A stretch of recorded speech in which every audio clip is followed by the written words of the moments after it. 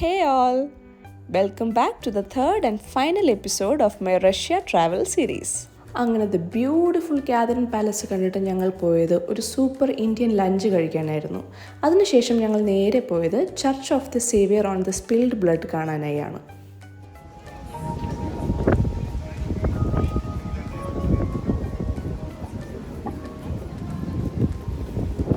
ഈ ചർച്ചിനുള്ളിൽ ഞങ്ങൾ കയറിയില്ല, പക്ഷേ പുറമേ നിന്ന് കാണാൻ തന്നെ ഭയങ്കര വൈബുള്ളൊരു ഏരിയ ആയിരുന്നു ഇത്. കുറച്ച് ആൾക്കാർ വന്ന് സൈലോഫോണൊക്കെ ഇങ്ങനെ പ്ലേ ചെയ്ത് ഒരു സോഫ്റ്റ് മെലഡി മ്യൂസിക്കൊക്കെ ആയിട്ട് ഒരുപാട് പേര് വന്ന് അവിടെ റിലാക്സ് ചെയ്യുന്നുണ്ട്. കുറേ പെയിൻറ്റിങ്സ് ഒക്കെ ഇങ്ങനെ സൈഡിലായിട്ട് ആർട്ടിസ്റ്റുകൾ വിൽക്കുന്നുണ്ട്. അതുപോലെ തന്നെ നേരെ ഓപ്പോസിറ്റ് വളരെ ഭംഗിയുള്ള ഒരു പാർക്കുമുണ്ട്. അപ്പം നമ്മൾക്ക് അവിടെ കാണാൻ കഴിയുന്ന മനോഹരമായ കാഴ്ചകളാണിതെല്ലാം.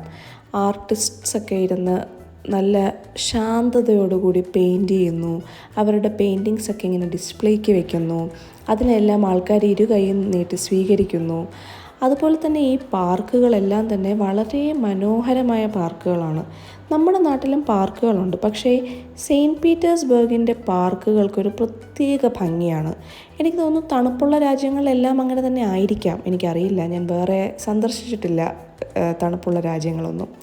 ഞാൻ അവിടെ ഭയങ്കരമായിട്ട് എൻജോയ് ചെയ്തു. ചൂടൊട്ടും സഹിക്കാൻ പറ്റാത്ത എന്നെപ്പോലൊരാൾക്ക് it was a blessing and a heaven. ഞങ്ങൾ കുറേ നല്ല നല്ല ഫോട്ടോസ് എടുത്തു, എൻജോയ് ചെയ്തു, കുറേ സംസാരിച്ചു, കുറേ നടന്നു. നല്ല ക്ലൈമറ്റ് ആയിരുന്നു കേട്ടോ, നല്ല തണുപ്പായിരുന്നു. ഇതാണ് ഞങ്ങൾ അന്ന് അവിടെ സഞ്ചരിച്ച ബസ്.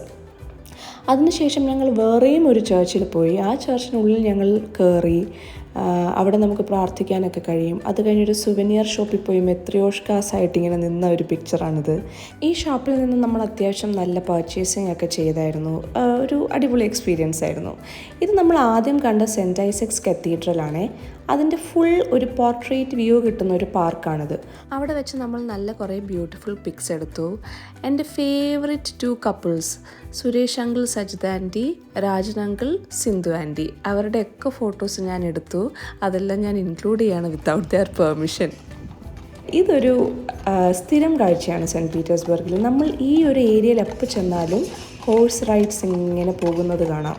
ന്യൂ ജെൻ ഹോഴ്സ് റൈഡേഴ്സാണ്. ഫോണിലൊക്കെ നോക്കിയാണ് അവർ ഹോഴ്സ് റൈഡ് ചെയ്യുന്നത്. അത് കഴിഞ്ഞ് വീണ്ടും the exciting part, Russian dinner. This dinner was amazing. നല്ലൊരു സൂപ്പും ബ്രെഡും സലാഡ്സും ഡെസേർട്ടായിട്ടൊരു വാൻചോ ചീസ് കേക്കും and a cute boy who made all these for us. He was a very cute boy. പുള്ളി ഭയങ്കര ചിരിയായിരുന്നു. ഞങ്ങളെ കണ്ടപ്പോൾ തൊട്ടേ ഇങ്ങനെ ചിരിച്ചുകൊണ്ട് തന്നെ നിൽക്കുമായിരുന്നു. റഷ്യ സെൻറ്റ് പീറ്റേഴ്സ്ബർഗിൽ ഏത് സ്ഥലത്ത് പോയാലും ഈ നേവ നദി നമുക്ക് കണ്ടുകൊണ്ട് തന്നെ ഇരിക്കാം. അതിൻ്റെ ഏതെങ്കിലും ഒരു പാർട്ടിലായിട്ടായിരിക്കും ഈ ഏരിയ ഒക്കെ വരുന്നത്. So it's the main connecting bridge എന്ന് പറയുന്ന പോലെ കണക്റ്റിംഗ് റിവർ. അത് കഴിഞ്ഞ് ഞങ്ങൾ ആ കണ്ട സമയമൊക്കെ ഒരു 8 മണിയൊക്കെയാണ് കേട്ടോ. അത് കാണുമ്പോൾ നിങ്ങൾക്ക് ഒരു രാവിലെ വൈകിട്ടായിട്ടൊക്കെ തോന്നുമെങ്കിലും ദാറ്റ് വാസ് 8 or 8:30 PM. അത് കഴിഞ്ഞ് ഞങ്ങൾ താമസിക്കുന്ന ഹോട്ടലിൽ ചെക്ക് ഇൻ ചെയ്തു. ഇതാണ് അവിടുത്തെ ഹോളിഡേ ഇൻ ഹോട്ടൽ. ഇവിടെയാണ് ഞങ്ങൾ താമസിച്ചത്. അപ്പോൾ last day at Saint Petersburg ആയതുകൊണ്ട് ഒരു വലിയ വിഷമമായിപ്പോയി. കാരണം എനിക്ക് പോകാൻ ഒട്ടും മനസ്സില്ല തിരിച്ച് ഈ നാട്ടിൽ നിന്ന്. നല്ല ക്ലൈമറ്റ്, നല്ല സിറ്റി, നല്ല ആൾക്കാർ.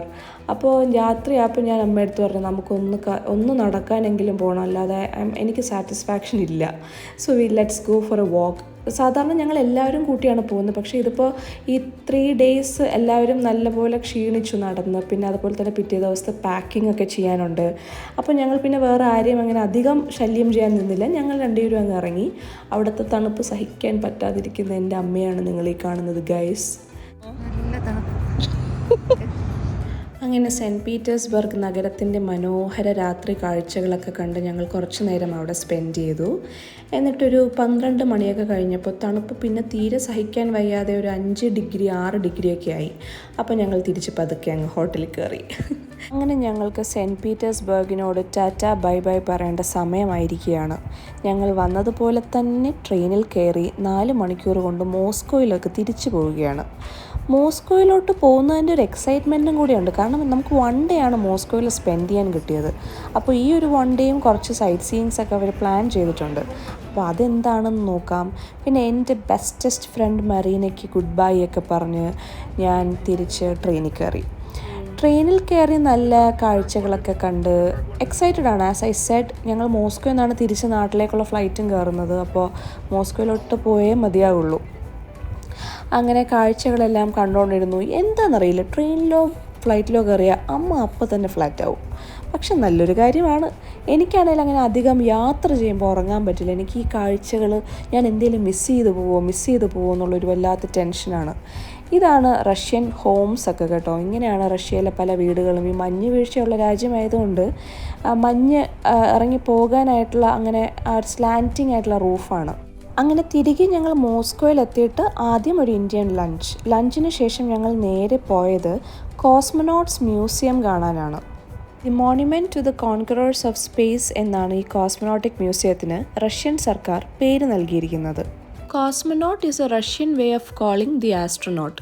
Cosmos means outer space. അപ്പോൾ ഔട്ടർ സ്പേസിലേക്ക് സഞ്ചരിക്കുന്ന വ്യക്തികളെയെല്ലാം കോസ്മോനോട്ട്സ് എന്നാണ് റഷ്യൻസ് വിളിക്കുന്നത്. 1960 സോവിയറ്റ് യൂണിയൻ ഔട്ടർ സ്പേസിലേക്ക് വിട്ട് വളരെ സക്സസ്ഫുള്ളായി തിരിച്ചു വന്ന ബെൽക്ക ആൻഡ് സ്ട്രെൽക്ക നായ്ക്കുട്ടികളാണിവർ. അവരുടെ ബോഡി ഇങ്ങനെ സ്റ്റഫ് ചെയ്ത് വെച്ചേക്കുവാണ്. ലൈക്ക എന്ന് പറയുന്നൊരു നായ്ക്കുട്ടിയെ പറ്റിയും നമ്മൾ കേട്ടിട്ടുണ്ട്. ബട്ട് അൺഫോർച്ചുനേറ്റ്ലി ലൈക്ക തിരിച്ചു വന്നിട്ടില്ല. വളരെ ഇൻട്രസ്റ്റിംഗ് ആയിട്ടുള്ളൊരു മ്യൂസിയമാണിത്. നമ്മൾ കേട്ടു മാത്രം കേൾവിയുള്ള ഒരുപാട് കാര്യങ്ങൾ നമുക്കിവിടെ കാണാൻ കഴിയുമ്പോൾ ഒരു വല്ലാത്ത അനുഭൂതിയാണ്. Yuri Gagarin, the first Soviet cosmonaut and pilot who entered into the outer space. പുള്ളി ഡിസെൻഡ് ചെയ്ത ഡിസെൻഡൻറ്റ് മോഡ്യൂളാണിത്. അതിൻ്റെ അകത്ത് പുള്ളി തിരിച്ചിറങ്ങിയ പാരഷ്യൂട്ട്സും കാര്യങ്ങളും എല്ലാം ഉണ്ട്. അതുപോലെ തന്നെ പുള്ളി യൂസ് ചെയ്തിരുന്ന ഒറിജിനൽ സ്യൂട്ട്സ് ആണ് എന്നാണ് ഗൈഡ് പറഞ്ഞത്. ഈ സ്യൂട്ട്സ് എല്ലാമാണ് യൂറി ഗഗാറിൻ ഔട്ടർ സ്പേസിൽ ഉപയോഗിച്ചിരുന്നത്. വളരെ ഫേമസ് ആയിരുന്നു യൂറി ഗഗാറിൻ. വളരെ ചെറുപ്രായത്തിൽ തന്നെ അദ്ദേഹം മരണപ്പെട്ടുവെങ്കിലും രാജ്യത്തിൻ്റെ ഏറ്റവും വലിയ ബഹുമതി കൊടുത്താണ് അദ്ദേഹത്തെ ആദരിച്ചത്. അതുപോലെ തന്നെ അദ്ദേഹത്തെ ക്രെംലിൻ വാളിലാണ് അടക്കിയിരിക്കുന്നതും. ഇതുപോലെ വളരെ ഇൻട്രസ്റ്റിംഗ് ആയിട്ടുള്ള, നമുക്ക് കേട്ടു മാത്രം കേൾവിയുള്ള, നമ്മളെല്ലാം കേട്ടിട്ടുണ്ട് അമേരിക്കയും റഷ്യയും തമ്മിലൊരു വലിയ വാർ തന്നെ, അതായത് ഒരു ടെക്നോളജി വാർ തന്നെ നടന്നിട്ടുണ്ട് ഈ സ്പേസ് റിസർച്ച് കാര്യങ്ങളിൽ. അതിലാദ്യമായി സ്പേസിലേക്ക് ആളെ അയക്കുന്നതും സക്സസ്ഫുള്ളായി തിരിച്ചു വരുന്നതും സോവിയറ്റ് യൂണിയനുമാണ്. ആ സമയത്തെ ആ ഒരു പ്രതാപം നമുക്ക് ഈ മ്യൂസിയത്തിൽ ചെന്നാൽ കാണാൻ കഴിയും. ഇതൊരു ഡമ്മി സ്പേസ് ഷിപ്പാണ് കേട്ടോ. നമുക്ക് ഈ ഒരു അത് മോഡ്യൂൾസ് എങ്ങനെയാണ്, വാഷ്റൂംസും പിന്നെ അവരുടെ വർക്കിംഗ് ഏരിയ, അവർ ഫുഡ് കഴിക്കുന്നത് എങ്ങനെയാണ്, അവർ കിടന്നുറങ്ങിയിരുന്നത്, അങ്ങനത്തെ പല പല കാര്യങ്ങളും നമുക്ക് ഇതിൻ്റെ അകത്തൂടെ ഉള്ളിലൂടെ കയറി ഇങ്ങനെ ഇറങ്ങാൻ പറ്റും. അതൊരു വെറൈറ്റി എക്സ്പീരിയൻസ് ആണ്. ഈ ഒരു സ്ഥലത്തിരുന്നാണ് അവർ ഈ കംപ്ലീറ്റ് ഈ ഒരു ഷിപ്പിനെ അവർ ഹാൻഡിൽ ചെയ്യുന്നതും അവർ അതിനെ റൈഡ് ചെയ്യുന്നതും ഒക്കെ. ഇത് നമുക്കങ്ങനെ വേറെ ഒരിടത്തും എനിക്കറിയില്ല, ചിലപ്പോൾ നാസയിലുണ്ടായിരിക്കും, പക്ഷേ one of A kind experience ആയിരുന്നു. അതുപോലെ ഒരുപാട് കാര്യങ്ങൾ ഇവിടെ എക്സിബിറ്റ്സ് ആയിട്ട് വെച്ചിട്ടുണ്ട്. ഇതെല്ലാം കോസ്മോനോട്ട്സ് യൂസ് ചെയ്യുന്ന ഫുഡാണ്. അവരെങ്ങനെ ഫുഡ് കഴിച്ചിരുന്നത്, അവരെങ്ങനെയാണ് ഈ നമ്മുടെ ഈ ക്യാറ്റ് ഫുഡ്, ടിൻ ഫുഡൊക്കെ പോലത്തെ ഫുഡാണ്. അതുപോലെ തന്നെ ഫ്രൂട്ട്സൊക്കെ ഇങ്ങനെ സ്ട്രാപ്പ് ബെൽറ്റ് വെച്ചിട്ടാണ് അവർ കവർ ചെയ്തിരുന്നത്. കാരണം ഗ്രാവിറ്റി ഇല്ലാത്തതുകൊണ്ട് ഈ ഫ്രൂട്ട്സൊക്കെ അല്ലെങ്കിൽ ഉയർന്നു പോകും. അങ്ങനെ പോകാതിരിക്കാൻ വേണ്ടി അവരിങ്ങനെ സ്ട്രാപ്സ് വെച്ച് അതിനെ ഇങ്ങനെ പ്രൊട്ടക്റ്റ് ചെയ്ത് വെക്കും. എങ്ങനെയാണ് അവർ ഈ സ്പേസ് ഷിപ്സിൻ്റെ അകത്തൊക്കെ ജീവിച്ചിരുന്നത്, എങ്ങനെയാണ് ഫുഡ് കഴിച്ചിരുന്നത്, different kinds of suits they wore during that time, അതിൻ്റെ എല്ലാത്തിൻ്റെയും ഒരു വിശാലമായ എക്സിബിറ്റ്സ് തന്നെയുണ്ട്. പിന്നെ എനിക്ക് ഒരു കാര്യത്തിൽ മാത്രമാണ് ഒരു അത്ര സാറ്റിസ്ഫൈഡ് ആയി തോന്നാത്തത്. അതായത് ചില ഭാഗങ്ങളിൽ മാത്രമേ അവർ ഇംഗ്ലീഷിൽ എഴുതിയിട്ടുള്ളൂ. ബാക്കി മിക്ക സ്ഥലങ്ങളിലും അവർ റഷ്യനിൽ തന്നെയാണ് അതിൻ്റെ എക്സ്പ്ലനേഷൻസ് കൊടുത്തിരിക്കുന്നത്. അത് എന്തുകൊണ്ടാണെന്നുള്ളത് എനിക്ക് മനസ്സിലാവുന്നില്ല. ടൂറിസ്റ്റുകളെല്ലാം റഷ്യ പഠിച്ചിട്ട് വന്നാൽ മാത്രമേ അവരത് പറഞ്ഞു കൊടുക്കുകയുള്ളൂ, അതോ they only want that kind of information to be shared with tourists. ഇംഗ്ലീഷിൽ എഴുതിയേക്കുന്ന മാത്രം നിങ്ങൾ മനസ്സിലാക്കിയാൽ മതി എന്നുള്ള ആറ്റിറ്റ്യൂഡാണോ ഒന്നും മനസ്സിലാവുന്നില്ല. അത് പക്ഷേ അതും കൂടെ അല്ല, എല്ലാം ഇംഗ്ലീഷിൽ എഴുതിയിരുന്നെങ്കിൽ നമുക്ക് കുറച്ചും കൂടി ഒരു സാറ്റിസ്ഫാക്ഷൻ ഈ ഒരു മ്യൂസിയംസ് വിസിറ്റ് ചെയ്യുമ്പോൾ കിട്ടിയേനെ. ഇത് തന്നെ കണ്ടില്ല. ഞാൻ ഇംഗ്ലീഷുള്ള സ്ഥലങ്ങൾ ഇങ്ങനെ ഷൂട്ട് ചെയ്തെടുക്കുന്നതാണ്, ബിക്കോസ് അത് വളരെ കുറച്ച് സ്ഥലങ്ങൾ മാത്രമേ ഉള്ളൂ. ഇതൊക്കെ അവരുടെ ഓരോ പേടകങ്ങൾ പല സ്ഥലങ്ങളായി വീണതിൻ്റെ ഒരു മോഡൽ, അതുപോലെ തന്നെ അവരുടെ ഡിഫറെൻറ്റ് കോസ്മോനോട്ട്സ്. ഇതിപ്പോൾ US-ൻ്റെയൊക്കെ ഞാൻ പറഞ്ഞില്ലേ, ക്ലാരിറ്റി വളരെ കുറവാണ്, ഇംഗ്ലീഷിലൊന്നും അധികം എഴുതിയിട്ടില്ല, നമുക്ക് എല്ലാം ഇങ്ങനെ ട്രാൻസ്ലേറ്റ് ചെയ്തൊന്ന് വായിക്കാനുള്ള സമയവുമില്ല. അപ്പോൾ അങ്ങനെ അവ്യക്തമായ കുറച്ച് കാര്യങ്ങൾ ഇതിൻ്റെ അകത്തുണ്ട്. പിന്നെ മുകളിലോട്ട് നോക്കുമ്പോഴും എല്ലാം ഇതുപോലെ നമ്മൾ ബഹിരാകാശത്തോട്ട് നോക്കുന്ന പോലത്തെ ഒരു ഫീലിംഗ് ആണ്. പിന്നെ ഇതെല്ലാം അവിടെ നിന്ന് കിട്ടിയ സ്റ്റോൺസ് ആണെന്നാണ് അവിടെ എഴുതിയിരിക്കുന്നത്, ഫ്രം ദി ഔട്ടർ സ്പേസ്. അറിയില്ല, but they are very strong. കൈ ഇങ്ങനെ തൊട്ടപ്പോൾ തന്നെ ഭയങ്കര റഫായിരുന്നു. ഓൾ ടുഗെദർ ഇതൊരു മസ്റ്റ് വിസിറ്റ് സ്പോട്ടാണ്. മോസ്കോയിലെ one of the best tourist attractions ഈ കോസ്മോനോട്ട്സ് മ്യൂസിയം തന്നെയാണെന്ന് പറയാം. സ്പേസ് റേസിൽ സോവിയറ്റ് യൂണിയൻ എത്രമാത്രം ഇൻവോൾവ് ആയിരുന്നെന്നും അവർ ഇൻവെസ്റ്റ് ചെയ്ത റിസോഴ്സസ്, ഇൻവെസ്റ്റ് ചെയ്ത amount of money, time, അതെല്ലാം നമുക്ക് ഈ മ്യൂസിയം കാണുമ്പോൾ we will get a clear picture of that. അങ്ങനെ സ്പേസ് റിസർച്ചിൽ ഒരു റെവല്യൂഷൻ തന്നെ സൃഷ്ടിച്ച സോവിയറ്റ് യൂണിയൻ്റെ സ്വന്തം നാട്ടിൽ ചെന്ന് അവരുടെ റിമൈൻസും അവരുപയോഗിച്ചിരുന്ന പല മെറ്റീരിയൽസും and what they collected from the outer space, ഇതൊക്കെ കാണുമ്പോൾ ഉണ്ടാകുന്ന ഒരു അനുഭൂതി ഈസ് ഡിഫറെൻറ്റ്. അങ്ങനെ ഞങ്ങൾ സ്പേസ് മ്യൂസിയത്തിൽ നിന്ന് ഇറങ്ങി നെക്സ്റ്റ് ഒരു ഷോപ്പിംഗ് ആണ് പ്ലാൻ ചെയ്യുന്നത് ടു ദ ഫേമസ് അർബാബ് സ്ട്രീറ്റിലേക്ക്. ഈ വരുന്ന ചങ്ങാതിയാണ് ഞങ്ങളെ 35 പേരെയും സ്വന്തം മക്കളെപ്പോലെ സംരക്ഷിച്ച് കൊണ്ട് നടന്ന ഞങ്ങളുടെ tour guide mister Anand. He did a great job on guiding us. അത് കഴിഞ്ഞ് ഞങ്ങൾ അർബാബ് സ്ട്രീറ്റിലെത്തി. അവിടുത്തെ ഷോപ്പിങ്ങിന് പക്ഷേ ഞങ്ങൾക്ക് അധികം സമയമൊന്നും കിട്ടിയില്ല. അവിടുത്തെ ഹോളി വാട്ടർ എല്ലാം കണ്ട് ആഹ്ലാദിച്ച് നിൽക്കുന്ന കുറച്ച് മനുഷ്യരെ നിങ്ങൾക്കിവിടെ കാണാം. അത് കഴിഞ്ഞ് ഞങ്ങൾ നേരെ എയർപോർട്ടിലേക്കാണ് പോകുന്നത്. അപ്പോൾ എയർപോർട്ടിലോട്ട് പോകുന്ന വഴി എടുത്ത കാഴ്ചകളാണിതെല്ലാം. മോസ്കോയുടെ ഒരു ലാസ്റ്റ് സിറ്റി ടൂർ എന്ന രീതിയിൽ ഞാൻ എടുത്ത കുറച്ച് പിക്ചേഴ്സ്. ട്രാഫിക്കിൻ്റെ കാര്യത്തിലും മോസ്കോ ഒട്ടും പിന്നിലോട്ടല്ല. 6:30 PM 7 PM ആ ഒരു സമയത്ത് കണ്ട ട്രാഫിക് വാസ് ഭീകരം. ഞങ്ങൾ എയർപോർട്ടിൽ എത്താൻ തന്നെ നല്ല വൈകും എന്നുള്ളത് ഉറപ്പായി. പക്ഷേ എന്നാലും അവസാനത്തെ കുറച്ച് ദൃശ്യങ്ങൾ നമ്മൾ എടുക്കണമല്ലോ ഒരു സിറ്റി ടൂർ എന്ന രീതിയിൽ. ഇതാണ് നട്ടാഷയായിരുന്നു ഞങ്ങളുടെ മോസ്കോയിലെ ഗൈഡ്.